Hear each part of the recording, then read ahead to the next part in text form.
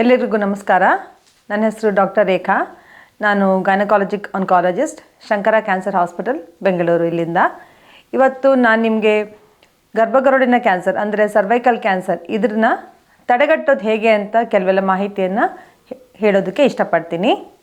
ಈ cervical cancer ಅನ್ನೋದು ನಮ್ಮ ದೇಶದ ಹೆಣ್ಮಕ್ಕಳಲ್ಲಿ ಸೆಕೆಂಡ್ ಮೋಸ್ಟ್ ಕಾಮನ್ ಅಂದರೆ ಎರಡನೇ ಅತಿ ಸಾಮಾನ್ಯವಾಗಿ ಕಾಣುವಂಥ ಕ್ಯಾನ್ಸರ್ ಆಗಿದೆ. ಸುಮಾರು 1.25 ಲಕ್ಷಕ್ಕಿಂತ ಹೆಚ್ಚಿನ ಹೆಂಗಸರಲ್ಲಿ ಪ್ರತಿ ವರ್ಷ ಹೊಸದಾಗಿ ಈ ಕಾಯಿಲೆಯನ್ನು ಕಂಡುಹಿಡಿಯಲಾಗುತ್ತೆ ನಮ್ಮ ದೇಶದಲ್ಲಿ. ಹಾಗೆಯೇ ಸುಮಾರು 40-50 ಸಾವಿರ ಜನಗಳು ಈ ಕಾಯಿಲೆಯಿಂದ ಪ್ರಾಣವನ್ನು ಕಳ್ಕೊಳ್ತಾರೆ ನಮ್ಮ ದೇಶದಲ್ಲಿ ಮಾತ್ರ ಪ್ರತಿ ವರ್ಷವೂ. ಹೀಗಾಗಿ ಈ ಕಾಯಿಲೆನ ತಡೆಗಟ್ಟೋದಕ್ಕಂತ ಒಂದು ವ್ಯಾಕ್ಸಿನನ್ನು ಕಂಡುಹಿಡಿಯಲಾಗಿದೆ. ಅದನ್ನು ಹೇಗೆ ಉಪಯೋಗಿಸ್ಬೇಕು ಅಂತ ಇವತ್ತು ನಾನು ನಿಮಗೆ ಹೇಳ್ಕೊಡ್ತೀನಿ.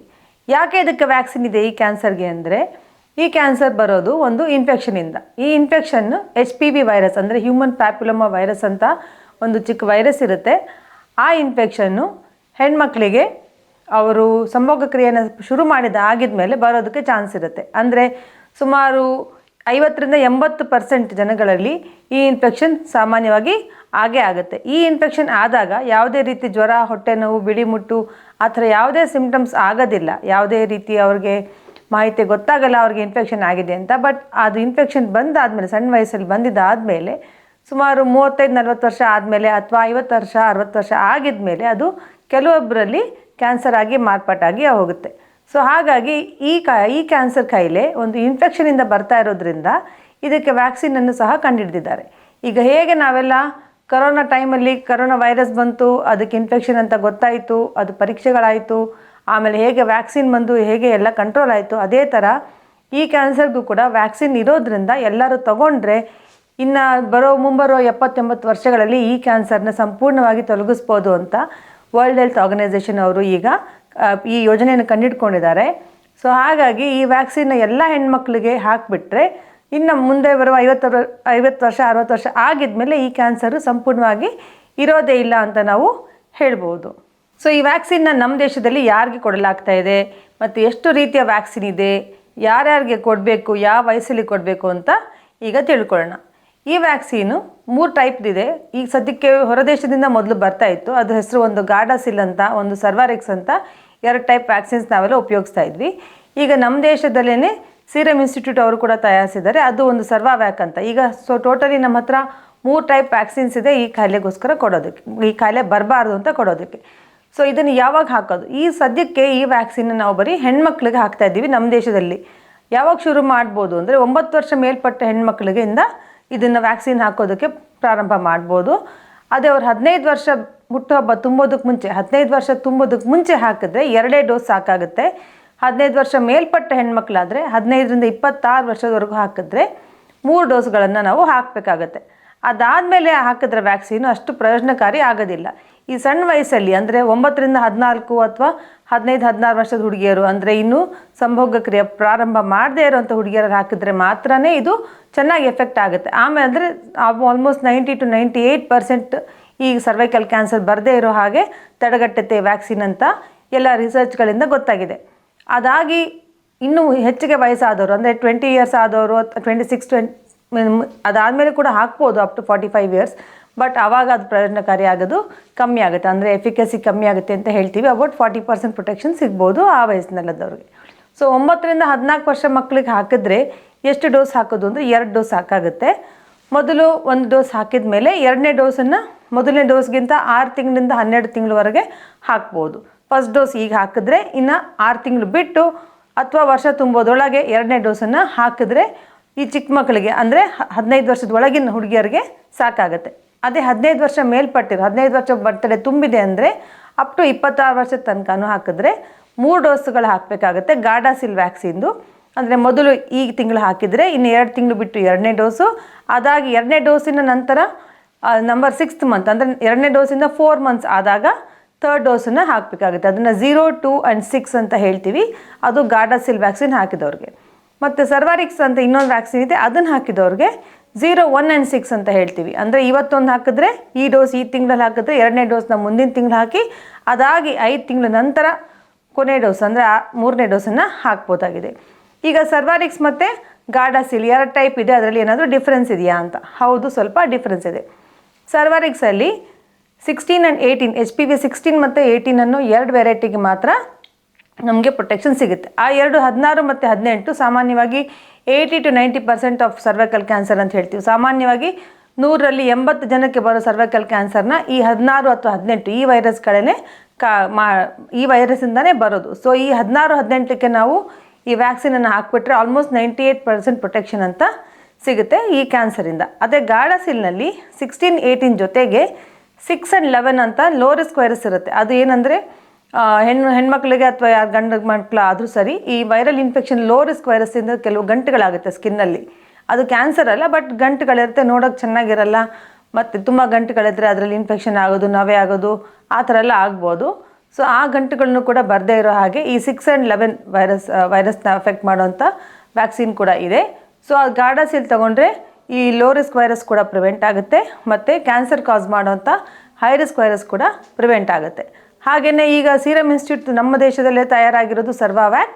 ಇದರಲ್ಲಿ ಕೂಡ 4 ವೈರಸ್ಗೆ ಕೂಡ ಪ್ರೊಟೆಕ್ಷನ್ ಇದೆ. ಅದರಲ್ಲಿ 6, 11 ಅದು ಲೋ ರಿಸ್ಕ್, 16 ಮತ್ತು 18 ಹೈ ರಿಸ್ಕ್.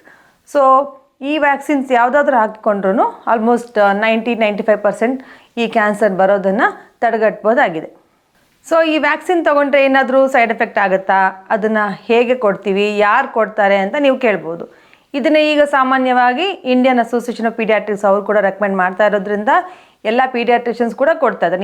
ನಿಮ್ಮ ಹೆಣ್ಮಕ್ಳಿಗೆ ನೀವು ಮನೇಲಿ ಹೇಗೆ ಎಲ್ಲ ಟೈಮಿಗೆ ಕರೆಕ್ಟಾಗಿ ಬೇರೆ ವ್ಯಾಕ್ಸಿನ್ಗಳನ್ನ ಹಾಕ್ತಾ ಇದ್ದೀರಾ, ಅದೇ ಟೈಪ್ ಅವ್ರ ಹತ್ರ ಹೋದಾಗ ಇದಕ್ಕೂ ಕೇಳಿದ್ರೆ, ಅಂದರೆ ಕ್ಯಾನ್ಸರ್ ವ್ಯಾಕ್ಸಿನ್ ಅಂತ ಕೊಡ್ತಾ ಇದ್ದೀರಾ ಅಂತ ಕೇಳಿದ್ರೆ ಅವರು ಕೊಡ್ತಾರೆ ನಿಮಗೆ.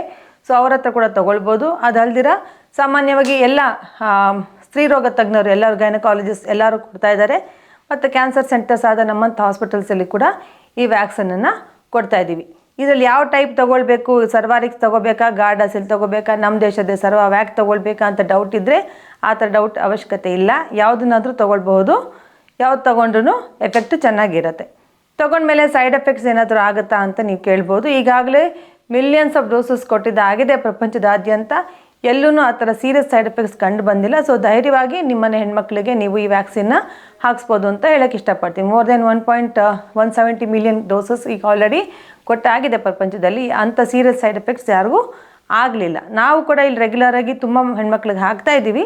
ಹಾಕಿದ್ರೆ ಸಾಮಾನ್ಯವಾಗಿ ಕಂಡಿರೋ ಸೈಡ್ ಎಫೆಕ್ಟ್ ಅಂದರೆ ಕೆಲವರು ಸ್ವಲ್ಪ ನೋವುತ್ತಿದೆ ಅಂತ ಹೇಳ್ತಾರೆ, ಇನ್ನು ಕೆಲವ್ರಿಗೆ ನೋವೇನು ಆಗ್ತಾ ಇರಲ್ಲ, ಇನ್ನು ಕೆಲವರು ಹುಡುಗಿಯರು ಕೆಂಪಗಾಗಿದೆ ಅಲ್ಲಿ ಅಂತ ಹೇಳ್ತಾರೆ. ಸೊ ರೆಡ್ನೆಸ್ಸು, ಸ್ವಲ್ಪ ಪೇಯ್ನು, ಒಬ್ಬರಿಗೆ ಮಾತ್ರ ನಾವು ನೋಡಿದ್ರು ತಲೆ ಚಕ್ಕರ್ ಬಂದಿದ್ದು, ಇಷ್ಟೇ ಸೈಡ್ ಎಫೆಕ್ಟ್ ಸಾಮಾನ್ಯವಾಗಿ ಕಾಣಿಸಿರೋದು. ಸೊ ಹಾಗೆ ವ್ಯಾಕ್ಸಿನ್ ಹಾಕಿದ ಮೇಲೆ ಒಂದು 1/4 ಗಂಟೆ ಅವ್ರನ್ನ ನಮ್ಮಲ್ಲೇ ಇಟ್ಕೊಂಡು ಸ್ವಲ್ಪ ಹೊತ್ತು ಅಬ್ಸರ್ವ್ ಮಾಡ್ತೀವಿ. ಏನೂ ಆಗಿರಲ್ಲ ರಿಯಾಕ್ಷನ್ಸ್, ಯಾವಾಗಲೂ ನೋಡಲಿಲ್ಲ ಅಷ್ಟೊಂದು. ಪೇಯ್ನ್ ಬಿಟ್ಟರೆ ಬೇರೆ ಯಾವುದನ್ನು ಹೇಳಿಲ್ಲ. ಆ ಥರ ಪೇಯ್ನ್ ಜಾಸ್ತಿ ಇದ್ದರೆ ಒಂದು ಪೇಯ್ನ್ ಕಿಲ್ಲರ್ ಮಾತ್ರ ಏನಾದರೂ ಬರ್ಕೊಡ್ತೀವಿ, ಅವ್ರು ತೊಗೊಂಡ್ರೆ ಅಷ್ಟು ಕಮ್ಮಿ ಆಗುತ್ತೆ. So vaccine is really safe ಅಂತ ಹೇಳ್ಬೋದು. ಸೊ ಈ ವ್ಯಾಕ್ಸಿನ್ ತೊಗೊಂಡ್ಬಿಟ್ರೆ ಅಷ್ಟೇ ಸಾಕಾ, ಈ ಕ್ಯಾನ್ಸರ್ ಬರೋದೇ ಇಲ್ವಾ ಅಂತ ನೀವು ಕೇಳ್ಬೋದು. 16 ಮತ್ತು 18 ವೈರಸ್ಸಿಂದ ಆಗೋವಂಥ ಕ್ಯಾನ್ಸರ್ಸ್ ಖಂಡಿತ ಬರಲ್ಲ. ಬಟ್ ಅದಲ್ದಿರ HPVದು ಇನ್ನೂ ಒಂದಷ್ಟು ಬೇರೆ ವೆರೈಟೀಸ್ ಇದೆ, ಕ್ಯಾನ್ಸರ್ ಕಾಸಿಂಗ್ ವೈರಸಸ್ ಇದೆ. ಬಟ್ ಇವೆರಡೇ ಜಾಸ್ತಿ ಕಾಮನ್ ಆಗಿರೋದ್ರಿಂದ ಇದೆರಡಕ್ಕೆ ಸದ್ಯಕ್ಕೆ ವ್ಯಾಕ್ಸಿನ್ ಇರೋದು. ಇನ್ನು ಮಿಕ್ಕಿದ್ದಕ್ಕೂ ಕ್ರಾಸ್ ಪ್ರೊಟೆಕ್ಷನ್ ಅಂತೆಲ್ಲ ಹೇಳ್ತಾರೆ, ಬಟ್ ಅದನ್ನು ಕಂಡುಹಿಡಲಿಕ್ಕೆ ಕಷ್ಟ ಆಗುತ್ತೆ. ಸೊ ಹಾಗಾಗಿ ಏನು ಮಾಡಬೇಕು, ನಾವು ವ್ಯಾಕ್ಸಿನ್ ತೊಗೊಂಡಿದ್ದೀವಿ ಅಂತ ಆರಾಮಾಗಿ ಇದ್ಬಿಡೋಕ್ಕಾಗತ್ತಾ? ಸದ್ಯಕ್ಕೆ ಆ ಥರ ರೆಕಮೆಂಡೇಷನ್ಸ್ ಇಲ್ಲ. ಸದ್ಯಕ್ಕೆ ವ್ಯಾಕ್ಸಿನ್ ತೊಗೊಂಡಿದ್ರು ಅವರು ಮುಂದೆ ಆ ಹೆಣ್ಮಕ್ಳು ಮದುವೆ ಆಗಿದ್ಮೇಲೆ 5 ವರ್ಷಕ್ಕೆ ಒಂದು ಸರ್ತಿ ಈ ವೈರಸ್ ಬಂದಿದೆಯಾ ಇಲ್ವಾ ಅಂತ ಗರ್ಭಕೋಶ ಬಾಯಲ್ಲಿ ಒಂದು ಪರೀಕ್ಷೆ ಇದೆ. ಅದಕ್ಕೆ ಹೆಸರು HPV ಟೆಸ್ಟಿಂಗ್ ಅಂತ. ಅದ್ರ ಜೊತೆಗೆ ಸೈಟಾಲಜಿ ಅಂದರೆ ಲಿಕ್ವಿಡ್ ಬೇಸ್ ಸೈಟಾಲಜಿ ಅಂತ 2 ಥರ ಪರೀಕ್ಷೆಗಳನ್ನು ಮಾಡ್ತೀವಿ. 5 ವರ್ಷಕ್ಕೆ ಒಮ್ಮೆ ಆ ಪರೀಕ್ಷೆನ ಮಾಡಿಕೊಂಡ್ರೆ ಅದರಲ್ಲಿ ಗೊತ್ತಾಗುತ್ತೆ ಅವ್ರಿಗೇನಾದರೂ ಇನ್ಫೆಕ್ಷನ್ಸ್ ಇದೆಯಾ ಅಥವಾ ಇಲ್ವಾ ಅಂತ. ಸೊ ವ್ಯಾಕ್ಸಿನ್ ತೊಗೊಂಡ್ಬಿಟ್ಟಿದ್ದೀವಿ ಅಂತ ಸುಮ್ಮನೆ ಇರೋ ಹಾಗಿಲ್ಲ. ಮದುವೆ ಆಗಿದ್ಮೇಲೆ ಮುಂದೆ ಅವರು ಪರೀಕ್ಷೆಗಳಿಗೂ ಬರಬೇಕು. ಇದು ಏನಂದರೆ ಜಸ್ಟ್ ಹೆಲ್ತ್ ಅವೇರ್ನೆಸ್ ಪ್ರಿವೆಂಟ್ ಮಾಡೋಕ್ಕೋಸ್ಕರ. ಸೊ ಇದು ಕಾಯಿಲೆ ಆಲ್ರೆಡಿ ಇದೆ ಅಂತ ನೋಡ್ತಾ ಇರೋದಲ್ಲ, ಅಕಸ್ಮಾತ್ ಮುಂದೆ ಚಾನ್ಸ್ ಇದೆಯಾ ಅಂತ ನೋಡ್ಕೊಳ್ಳೋಕ್ಕೋಸ್ಕರ ಇರೋವಂಥ ಪರೀಕ್ಷೆಗಳು. ಸೊ ಹಾಗೆಯೇ ಹೇಗೆ ಬ್ಲಡ್ ಟೆಸ್ಟ್ಗಳು ಅಥವಾ ಎಕ್ಸ್ರೇ ಏನಾದರೂ ಒಂದು ಮಾಡ್ಕೊಳ್ತೀವಿ ಹೆಲ್ತ್ ಚೆಕಪ್ ಅಂತ, ಅದೇ ರೀತಿ ಈ ಪರೀಕ್ಷೆ ಕೂಡ ಒಂದು. ಸೊ ಇದಲ್ದಿರ ಸೊ ಅವರು ಮುಂದೆನೂ ಎಲ್ಲರೂ ಪರೀಕ್ಷೆನ ಮಾಡಿಸ್ಕೊಳ್ಬೇಕು. ಈಗಾಗಲೇ ಮೊದಲಿಂದ ವ್ಯಾಕ್ಸಿನ್ ತೊಗೊಳ್ಳದೇ ಇದ್ದವರು ಏನು ಮಾಡಬೇಕು ಅಂತ ನೀವೀಗ ಕೇಳ್ಬೋದು. ಸೊ ವ್ಯಾಕ್ಸಿನ್ ತೊಗೊಳ್ಳದೇ ಇರೋರೆಲ್ಲ ಏನು ಮಾಡಬೇಕು ಅಂದರೆ, ಅವರು ಇದೇ ಥರ 5 ವರ್ಷಕ್ಕೊಂದು ಸರ್ತಿ HPV ವೈರಸ್ ಟೆಸ್ಟಿಂಗ್ನ ಮತ್ತು ಸೈಟಾಲಜಿನ ಗೈನಕಾಲಜಿಸ್ಟ್ ಹತ್ರ ಹೋದರೆ ಮಾಡಿಕೊಡ್ತಾರೆ. Once in 5 years simple test. ಈಗ ಹೇಗೆ ಕರೋನಾ ಟೆಸ್ಟ್ ಎಲ್ಲರೂ ಮಾಡಿಸ್ಕೊಂಡ್ವಿ, ಮೂಗಲ್ಲಿ ಒಂದು ಇದು ಸ್ವಾಬ್ ಟೆಸ್ಟ್ ಅಂತ ತಗೊಳ್ತಾ ಇದ್ರು, ಅದೇ ಥರ ಗರ್ಭಕೋಶ ಬಾಯಿಂದ ಒಂದು ಸಿಂಪಲ್ ಟೆಸ್ಟ್ ತಗೊಳ್ತೀವಿ. ಆ ಟೆಸ್ಟಲ್ಲಿ ಪೇಯ್ನ್ ಏನಾಗಲ್ಲ, ಸಿಂಪಲ್ ಟೆಸ್ಟೇ ಅದು ಒನ್ಸ್ ಇನ್ 5 ಇಯರ್ಸ್ 5 ವರ್ಷಕ್ಕೊಮ್ಮೆ ಮಾಡಿಸ್ತಾ ಇದ್ದರೆ ಆ ವೈರಸ್ ನಿಮಗೆ ನೆಗೆಟಿವ್ ಅಂತ ರಿಪೋರ್ಟ್ ಬರ್ತಾ ಇದ್ದರೆ ನೀವು ಆ ಕ್ಯಾನ್ಸರ್ ನಿಮಗೆ ಬರಲ್ಲ ಅಂತ ನೆಮ್ಮದಿಯಾಗಿ ಇರ್ಬೋದು. ಸೊ ಇದೊಂದೇ ಕ್ಯಾನ್ಸರ್ಗೆ ಈ ಥರ ಪರೀಕ್ಷೆಗಳಿರೋದು, ವ್ಯಾಕ್ಸಿನ್ ಎಲ್ಲ ಇರೋದು ಸದ್ಯಕ್ಕೆ ನಮ್ಮ ದೇಶದಲ್ಲಿ ಮತ್ತು ಎಲ್ಲ ಕಡೆನೂ.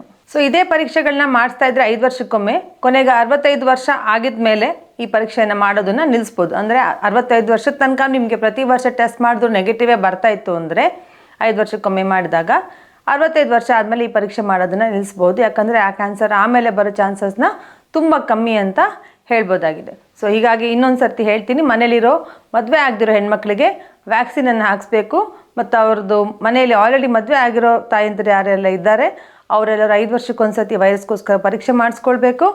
ಆಮೇಲೆ ಬೇರೆ ಏನಾದ್ರು ಸಿಮ್ಟಮ್ಸ್ ಇದ್ರೂ, ಬ್ಲೀಡಿಂಗ್ ಪ್ರಾಬ್ಲಮ್ಸ್ ಆಗಲಿ, ಬಿಳಿ ಬುಟ್ಟು ಏನಾದರೂ ಆದರೆ ಡಾಕ್ಟರ್ ಹತ್ರ ಹೋಗಿ ಒಂದು ಸರ್ತಿ ಆದರೂ ತೋರಿಸ್ಕೊಳ್ಬೇಕು. ಇದನ್ನೆಲ್ಲ ಮಾಡಿದ್ರೆ ಈ ಸರ್ವೈಕಲ್ ಕ್ಯಾನ್ಸರನ್ನು ಚೆನ್ನಾಗಿ ತಡೆಗಟ್ಬೋದಾಗಿದೆ ಅಂತ ಹೇಳೋಕ್ಕೆ ಇಷ್ಟಪಡ್ತೀನಿ. ನಮಸ್ಕಾರ.